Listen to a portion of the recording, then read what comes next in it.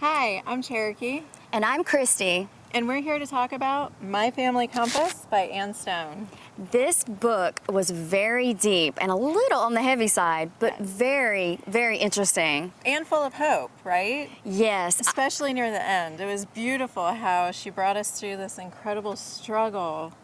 I mean, can you believe some of the stuff that happened? I know. I felt like I was talking to a friend on the phone, and she was revealing all these family secrets and her family's history. It was very insightful, but you almost felt like you were learning about things that you shouldn't know. Yes, like those dirty little secrets that every family has, but hers are a little more intense. Yes, and she talks about her family's compass, and that's such a good analogy because a compass directs you to your destination, just like her family directed her throughout her life and her destination. It was a guide.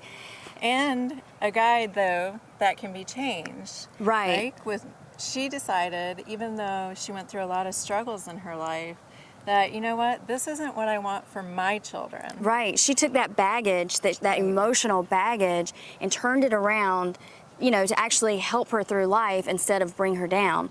Which is why it's kind of a story full of hope. Right. Although you get to hear about all the ways that it brought her down and all the dynamic between her siblings and her oldest sister, who she calls the eldest, throughout the book.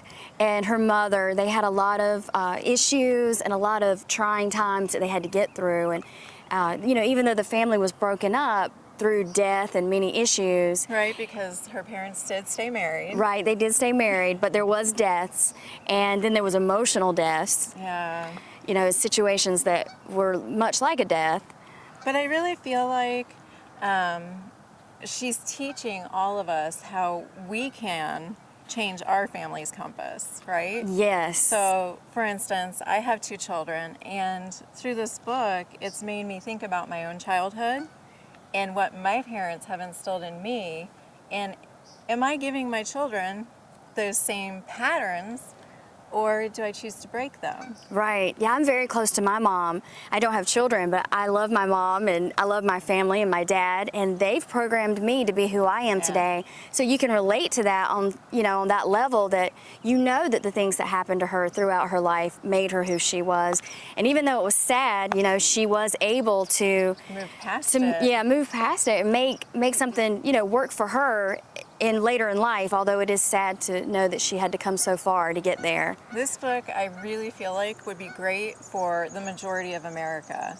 I mean, at least 50% of us come from some sort of broken environment.